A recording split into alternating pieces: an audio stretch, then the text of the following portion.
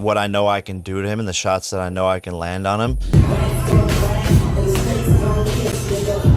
What I know I can do to him and the shots that I know I can land on him.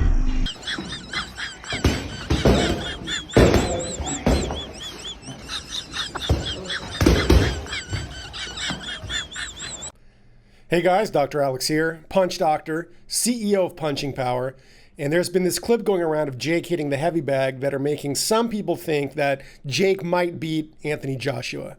I think they're getting the wrong idea from this clip, and I'm going to break down why in this video. Now, looking at the fast footage, I can sort of see someone might think that Jake looks sharp.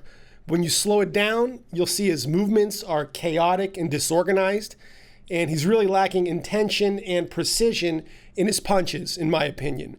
If he wants to beat a taller, seasoned, patient, former world champion Anthony Joshua, this just isn't going to fly.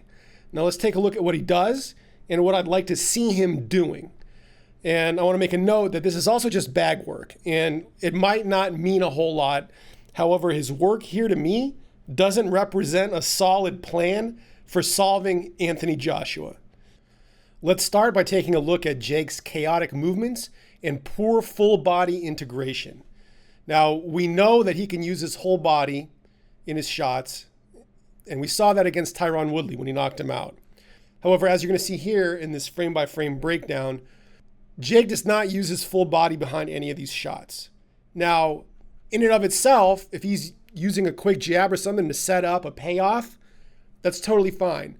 But you'll see even here, the punch that he looks to be maybe trying to set up follows the same linear pattern.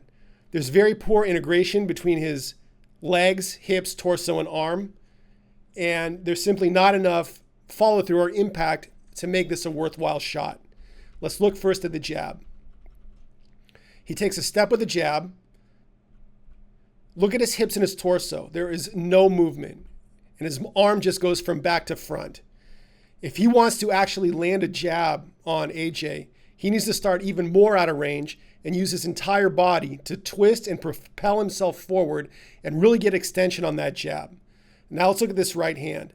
Again, it's a linear pivoting movement, and it's mostly an arm punch. He has a little bit of impact, but then bounces right back. He's going to do it again right here.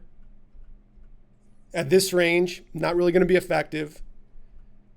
Arm punch, jab, and then in another pivoting, you can see how his hips and his torso move almost in unison. There's no sequencing. He's not using the kinetic cascade, which I talk about, the hips, torso, arm sequencing to generate more acceleration and more power at impact.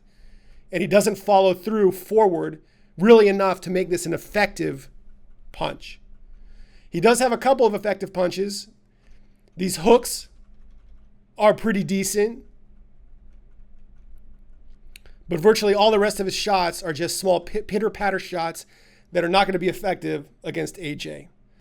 He's not Alexander Usyk. Going to be the skills that win this fight, and I believe my skills are better than his. The skills are what's going to win this fight, and he's seen that with Usyk when he fought him, and so I believe it's going to be very similar to that. Usyk has mastered the Soviet style with using volume and lots of feints to mentally exhaust the opponent. However, Jake is not Usyk. Usyk's been doing it for decades. Jake is not going to learn how to do that in just one camp. Now let's talk about intention and precision. Jake doesn't look to be visualizing an opponent in this footage. Visualization is very important. Whether you're visualizing throwing free throws or visualizing an opponent with your shadow boxing or bag work, it's important. This looks like junk volume to me. He's not precisely using a setup jab based on the range he might expect Anthony Joshua to be relative to Jake. And he's not really throwing an intentional follow-up to that setup punch. That sort of jab, this sort of right hand, it's not going to be an effective setup against a world-class former champ who has a high guard, who's patient, who's tall, and has range. It's not going to work. Now let's talk about this specifically against Joshua. I think Jake is going to have a really tough time with his range against Anthony Joshua. Jake can throw a power shot from a long distance.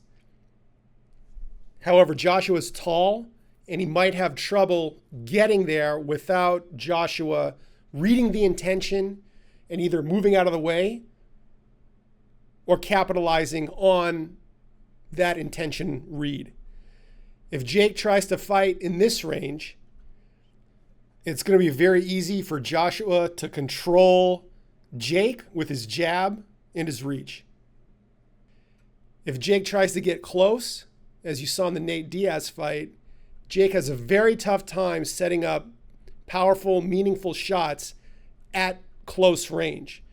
And we're seeing that right here when he's working against the bag. If he wants success on the inside, he needs to learn how to throw powerful shots, especially to AJ's body, to slow him down over the course of the fight. I think it's going to be really difficult for Jake to get into this sort of range relative to AJ, because AJ is going to punish him with jabs and right hands as he tries to get in. He's not close enough to smother AJ, and he's not far enough to avoid his shots.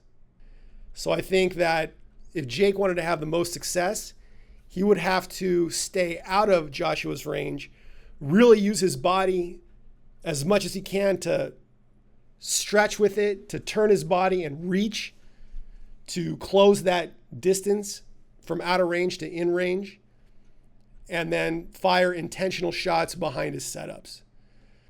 Could he land something big against Joshua? That's always a possibility. However, in situations where someone might have a puncher's chance, virtually every time the better boxer wins. So anyway, that's my analysis. Hopefully it was enjoyable to you.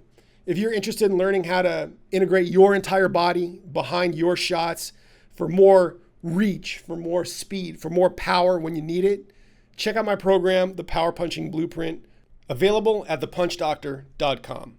That's it for now. Thanks for watching, and I'll see you in the next video.